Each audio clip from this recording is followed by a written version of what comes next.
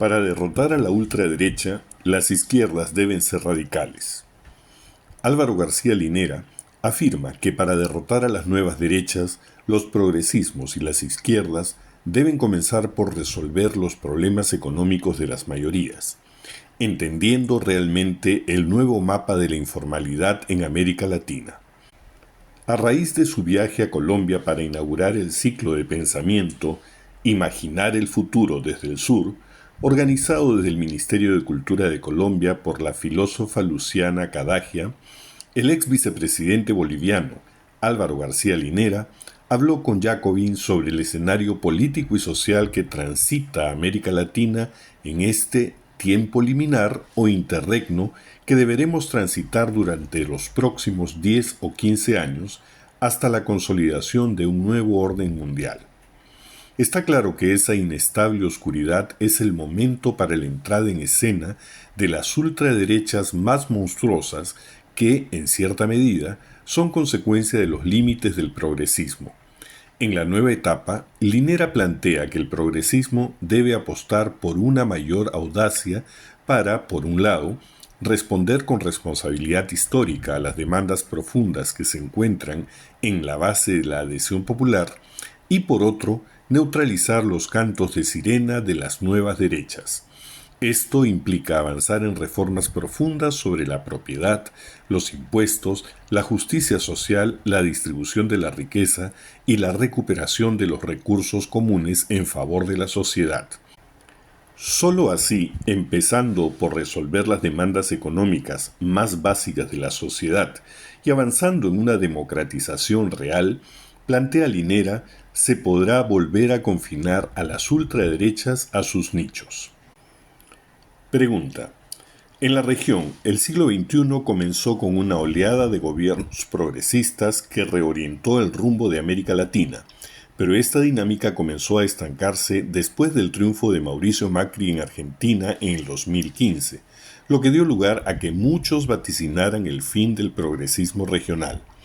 Así, comenzó una oleada de gobiernos conservadores, pero en contratendencia, en países como Brasil, Honduras o Bolivia, el progresismo retornó, y en otros como México y Colombia, logró llegar al poder por primera vez.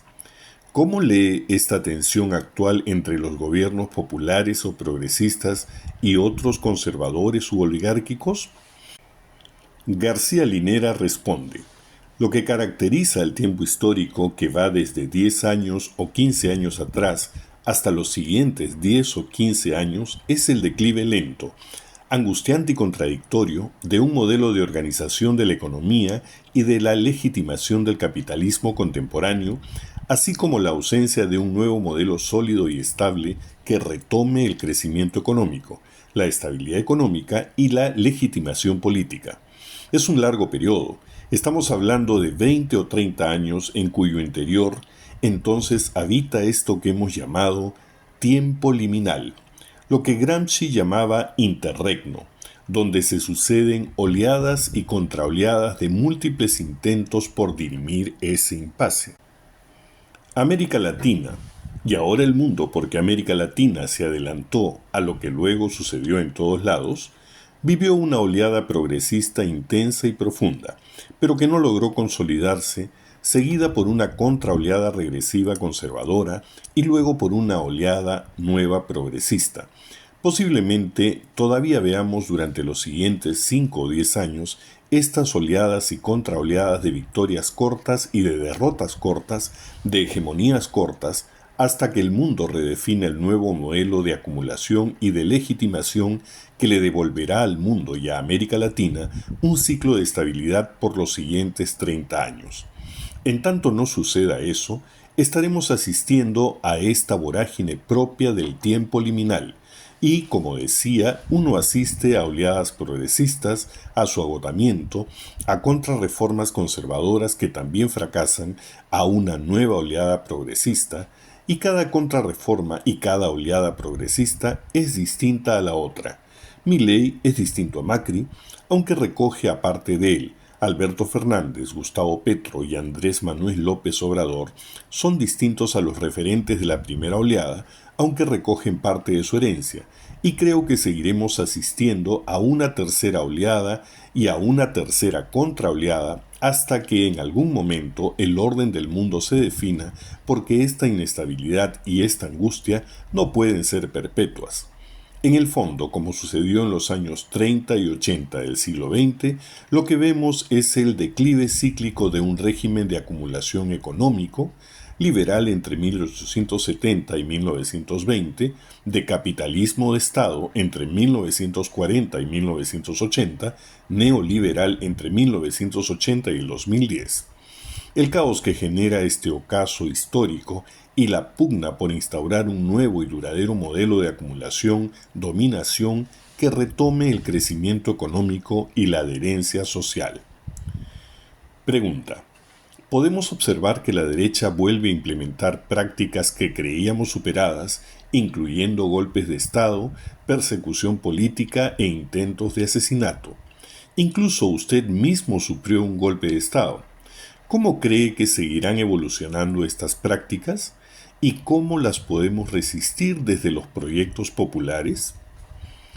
García Linera responde: algo propio del tiempo liminal del interregno es la divergencia de las élites políticas. Cuando las cosas van bien, como hasta los años 2000, las élites convergen en torno a un único modelo de acumulación y de legitimación y todos se vuelven centristas. Las izquierdas mismas se atemperan y se neoliberalizan, aunque siempre va a haber una izquierda radical pero marginal sin audiencia. Las derechas también se pelean entre ellas, pero meramente por recambios y retoques circunstanciales.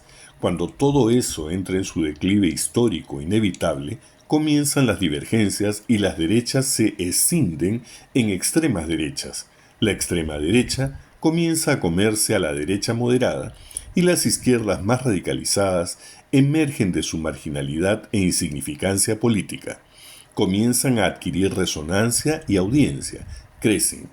En el interregno, la divergencia de proyectos políticos es la norma, porque hay búsquedas disidentes unas de otras por resolver la crisis del viejo orden en medio de una sociedad descontenta que ya no confía, que ya no cree en los antiguos dioses, en las antiguas recetas, en las antiguas propuestas que garantizaron la tolerancia moral hacia los gobernantes. Y entonces los extremos comienzan a potenciarse.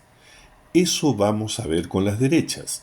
La centroderecha que gobernó el continente y el mundo durante 30 o 40 años ya no tiene respuestas a los evidentes fallos económicos del globalismo liberal, y ante las dudas y las angustias de las personas, surge una extrema derecha que sigue defendiendo el capital pero que cree que los buenos modales de la antigua época ya no son suficientes y que ahora hay que imponer las reglas del mercado por la fuerza. Esto implica domesticar a la gente, si es necesario a palos, para regresar a un libre mercado puro y prístino, sin concesiones ni ambigüedades, porque, según ellos, eso fue la causa del fracaso. Entonces, esta extrema derecha tiende a consolidarse y a ganar más adeptos hablando de autoridad, shock de libre mercado y reducción del Estado. Y si hay levantamientos sociales, corresponde utilizar la fuerza y la coerción. Y si es necesario el golpe de Estado o la masacre para disciplinar a los díscolos que se oponen a este regreso moral a las, entre comillas, buenas costumbres de la libre empresa y de la vida civilizada, con las mujeres cocinando, los hombres mandando, los patrones decidiendo y los obreros trabajando en silencio. Un síntoma más del ocaso liberal se evidencia cuando ya no pueden convencer ni seducir y necesitan imponer, lo que implica que están ya en su tiempo crepuscular. Pero no por ello dejan de ser peligrosos, por la radicalidad autoritaria de sus imposiciones. Frente a eso, el progresismo y las izquierdas no pueden tener un comportamiento condescendiente, intentando contentar a todas las facciones y sectores sociales. Las izquierdas salen de su marginalidad en el tiempo liminal porque se presentan como alternativa popular al desastre económico que ha ocasionado el neoliberalismo empresarial, y su función no puede ser la de implementar un neoliberalismo con rostro humano, verde o progresista. La gente no sale a las calles y vota electoralmente a la izquierda para decorar el neoliberalismo. Se moviliza y cambia radicalmente sus anteriores adherencias políticas porque está harta de ese neoliberalismo, porque desea deshacerse de él, pues solo ha enriquecido a pocas familias y a unas pocas empresas.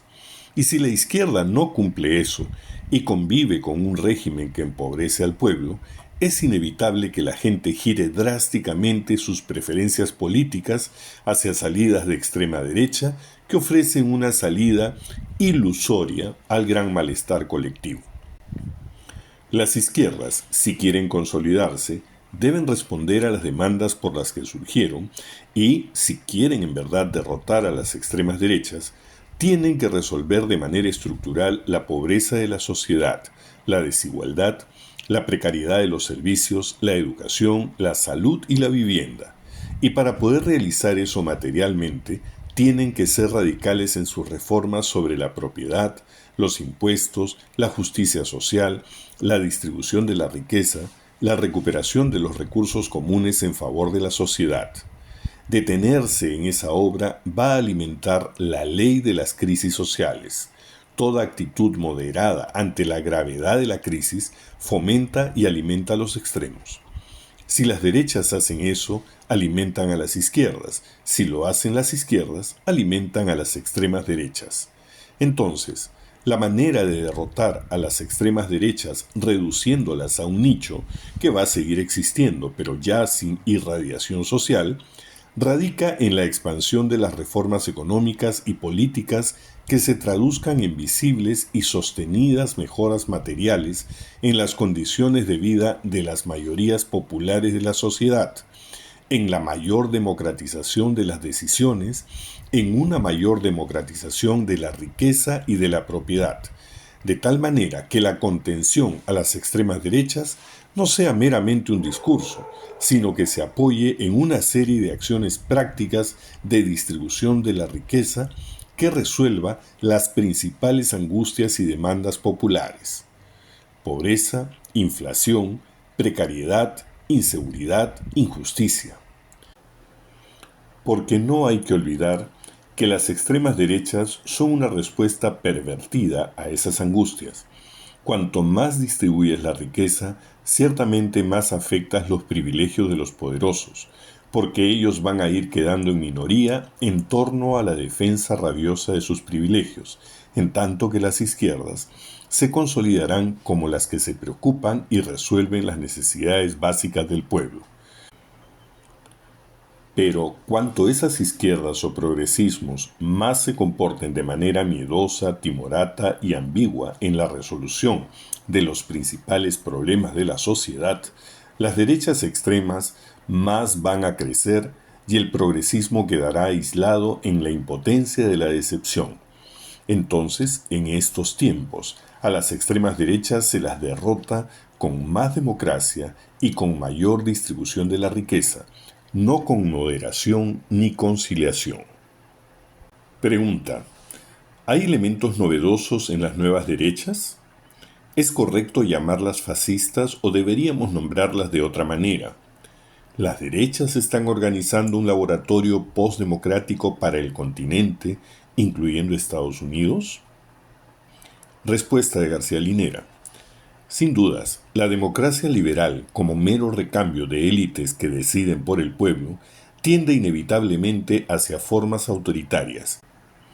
Si en estos momentos pudo rendir frutos la democratización social, fue por impulso de otras formas democráticas plebeyas que se desplegaron simultáneamente: la forma sindicato, la forma comunidad agraria, la forma plebeya de la multitud urbana. Son estas acciones colectivas, múltiples y multiformes de democracia las que le dieron a la democracia liberal una irradiación universalista. Esto pudo suceder porque siempre estaba siendo rebasada y jalada por delante, pero si uno deja a la democracia liberal tal cual, como mera selección de gobernantes, inevitablemente tiende a la concentración de decisiones, a su conversión en lo que Schumpeter llamaba la democracia como mera elección competitiva de quienes van a decidir sobre la sociedad, lo que es una forma autoritaria de concentrar las decisiones. Y ese monopolio decisional por medios autoritarios y, llegado el caso, por encima del propio procedimiento de selección de élites, es lo que caracteriza a las extremas derechas. Por eso, no hay antagonismo entre extremas derechas y democracia liberal. Hay una colusión de fondo. Las extremas derechas pueden coexistir con este tipo de democratización meramente elitista que alimenta a la democracia liberal. Por eso no es raro que lleguen al gobierno por medio de elecciones. Pero lo que la democracia liberal tolera marginalmente de mala gana y las extremas derechas rechazan abiertamente son otras formas de democratización que tienen que ver con las presencias de democracias desde abajo: sindicatos, comunidades agrarias, asambleas barriales, acciones colectivas.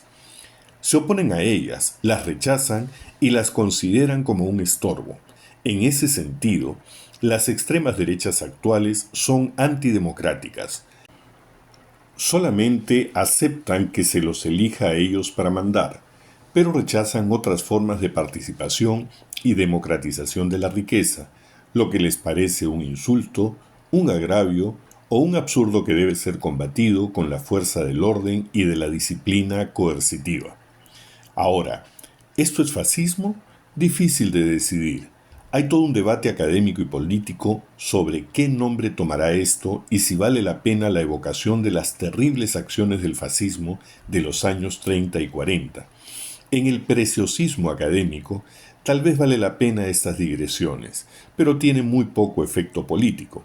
En América Latina, las personas de más de 60 años pueden tener recuerdos de las dictaduras militares fascistas y la definición puede causar un efecto en ellos, pero para las nuevas generaciones hablar de fascismo no dice gran cosa. No me opongo a ese debate, pero no veo que sea tan útil. Al final, la adhesión o rechazo social o los planteamientos de las extremas derechas no vendrá por el lado de los antiguos símbolos e imágenes que evocan, sino por la eficacia de responder a actuales angustias sociales que las izquierdas son impotentes de resolver.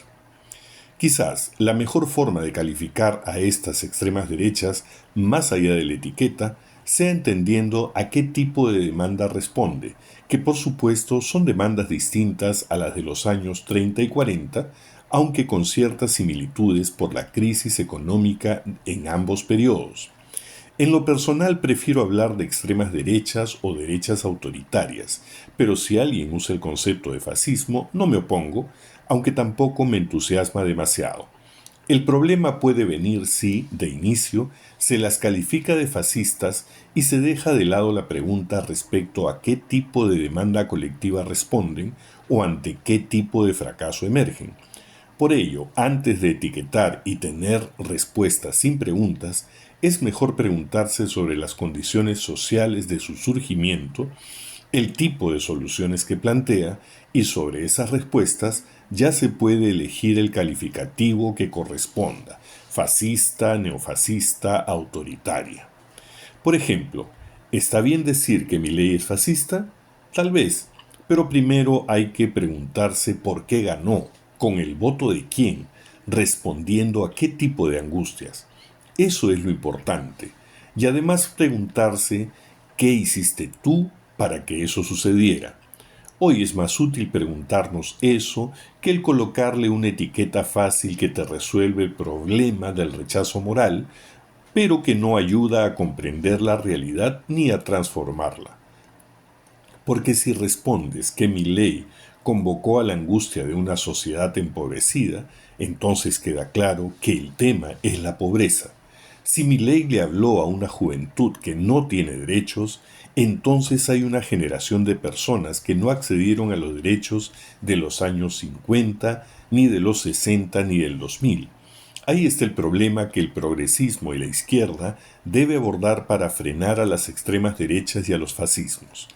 Hay que detectar los problemas con los que las extremas derechas interpelan a la sociedad, porque su crecimiento también es un síntoma del fracaso de las izquierdas y el progresismo. No surgen de la nada, sino después de que el progresismo no se animó, no pudo, no quiso, no vio o no entendió a la clase y a la juventud precaria. No captó el significado de la pobreza y de la economía por encima de los derechos de identidad. Ahí está el núcleo del presente. Esto no significa que no hables de la identidad, sino que jerarquices entendiendo que el problema fundamental es la economía, la inflación, el dinero que se te escurre de los bolsillos. Y no se puede olvidar que la propia identidad tiene una dimensión de poder económico y político, que es lo que ancla la subalternidad. En el caso de Bolivia, por ejemplo, la identidad indígena conquistó su reconocimiento asumiendo el poder político, primero y gradualmente el poder económico dentro de la sociedad. La relación social fundamental del mundo moderno es el dinero, enajenada pero todavía relación social fundamental que se te escurre, que diluye todas tus creencias y lealtades. Ese es el problema a resolver desde las izquierdas y el progresismo. Creo que la izquierda tiene que aprender de sus fracasos y debe tener una pedagogía sobre sí misma para encontrar luego los calificativos para denunciar o etiquetar algún fenómeno político, como es en este caso el de la extrema derecha. Pregunta: volviendo a los proyectos populares, ¿cuáles son los principales desafíos del progresismo para superar estas crisis, estos fracasos de los que hablabas? ¿Es solo por no haber podido comprender o interpretar de manera suficiente las necesidades y demandas de la ciudadanía que ahora las extremas derechas retornan? García Linera responde: el dinero es hoy el elemental, el básico, el clásico, el tradicional problema económico político del presente. En tiempos de crisis, la economía manda, punto. Resuelve ese primer problema y luego el resto. Estamos en un tiempo histórico en que surge el progresismo y las extremas derechas y decae la centroderecha clásica neoliberal, tradicional, universalista. ¿Por qué? Por la economía. Es la economía, señores, la que ocupa el centro de mando de la realidad. El progresismo, las izquierdas y las propuestas que vengan del lado popular tienen que resolver en primer lugar ese problema. Pero la sociedad a la que la antigua izquierda de los 50 y 60 o el progresismo en la primera ola en algunos países le resolvió el problema económico es distinta a la actual. Las izquierdas siempre trabajaron sobre el sector de la clase trabajadora asalariada formal y hoy es una incógnita para el progresismo la clase trabajadora no formal. El mundo de la informalidad agrupado bajo el concepto de economía popular es un agujero negro para las izquierdas que no lo conocen, no lo entienden y no tienen propuestas productivas para ella que no sean los meros paliativos asistenciales. En América Latina, ese sector abarca al 60% de la población. Y no se trata de una presencia transitoria que va a desaparecer luego en la formalidad. No, señores. El porvenir social va a ser con informalidad, con ese pequeño trabajador, pequeño campesino, pequeño emprendedor, asalariado informal, atravesado por relaciones familiares y de vínculos muy curiosos de lealtad local o regional, subsumido en instancias donde las relaciones capital-trabajo no son tan diáfanas como en una empresa formal. Ese mundo va a existir por los siguientes 50 años e involucra a la mayoría de la población latinoamericana. ¿Qué le dices a esas personas? ¿Cómo te preocupas por su vida, por su ingreso, por su salario, por sus condiciones de vida, por su consumo? Estos dos temas son las claves del progresismo y la izquierda latinoamericana contemporáneas. Resolver la crisis económica tomando en cuenta a ese sector informal que es la mayoría de la población trabajadora de América Latina. ¿Qué significa eso? ¿Con qué herramientas se hace? Por supuesto, con expropiaciones, nacionalizaciones, distribución de riqueza, ampliación de derechos, etc.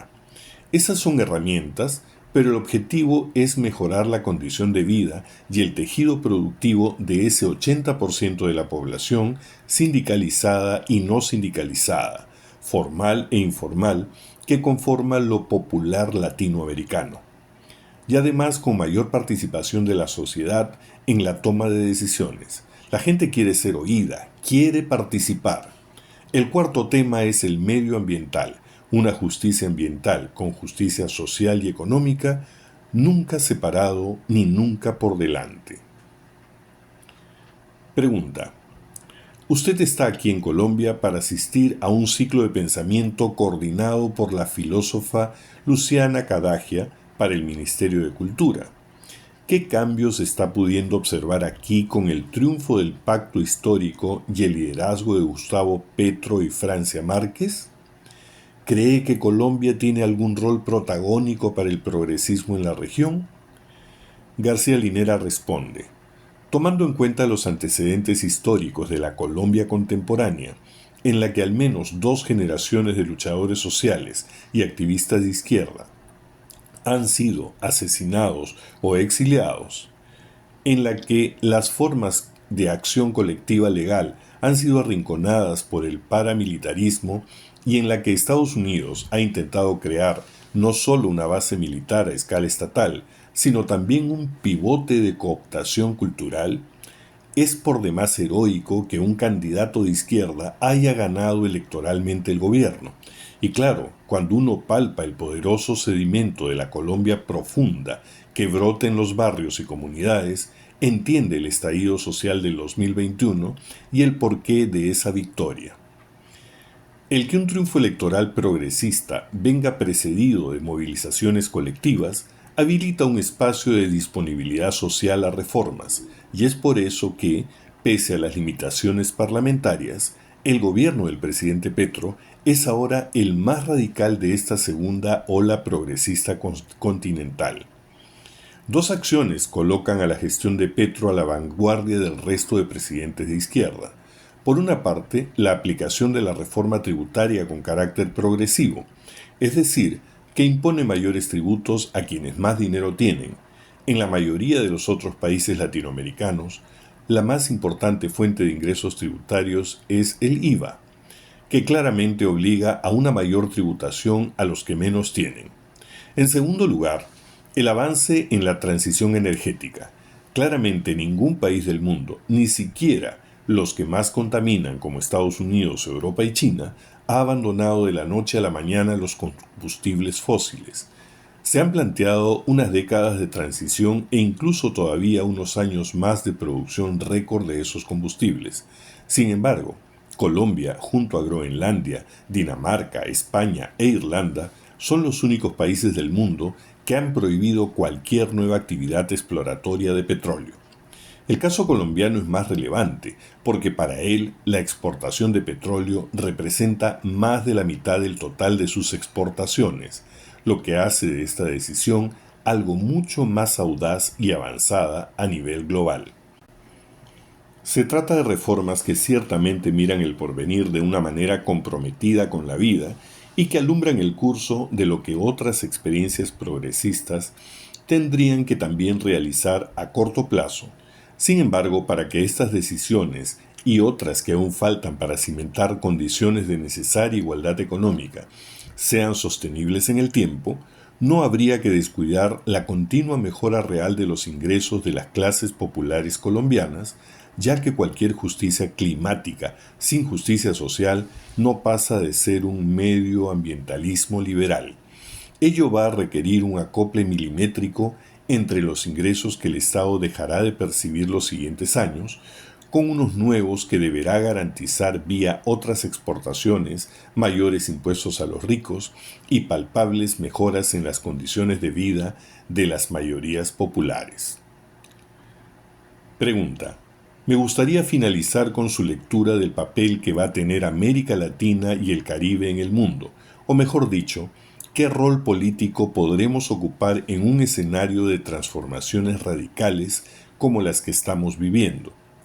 García Linera responde: a inicios del siglo XXI, América Latina fue la que dio el primer campanazo del agotamiento del ciclo de reformas neoliberales que se había instaurado globalmente desde los años 80 del siglo pasado. Aquí fue donde se inició la búsqueda de un régimen híbrido entre proteccionismo y libre cambio, que luego, desde el año 2018 hasta hoy, han comenzado a ensayar paulatinamente en Estados Unidos y los distintos países de Europa. A estas alturas, a pesar de puntuales recaídas melancólicas en un paleoliberalismo de patas cortas como en Brasil con Bolsonaro y Argentina con Milei, el mundo está en tránsito a un nuevo régimen de acumulación y legitimación que sustituya al globalismo neoliberal. Sin embargo, a estas alturas el continente se halla algo extenuado para seguir liderando las reformas globales.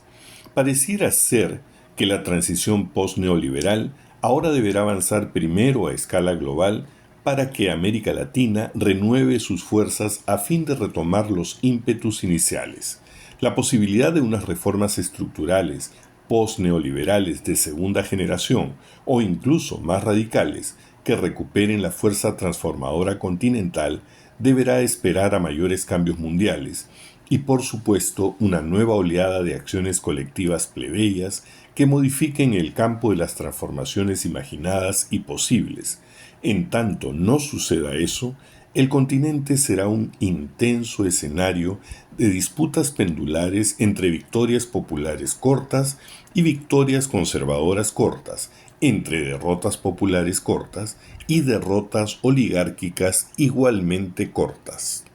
El Perú ahora se despertó, los hombres del Ande, los chancas, los aymaras, los nativos, vamos a cambiar la historia del Perú, carajo. Nosotros nunca rendimos, aymaras nunca se rinden, hermanos, está firme, hermanos, por eso estamos hoy día bien haciendo asamblea. No queremos a la DINA asesina, igual el fiscal de la nación, congresistas, todo, que se vaya. Con nuestros derechos estamos reclamando. Nosotros no salimos con bomba ni pistola, sino con nuestras palabras hablamos la verdad. Todos estaremos unidos para sacarle a esa usurpadora DINA, a esas congresistas mujeres que no nos representan, vergüenza de mujeres congresistas. De igual manera, hacer un llamado a todas las organizaciones, unidad, porque solo el pueblo va a salvar al pueblo, la verdad. Esa es la pura verdad.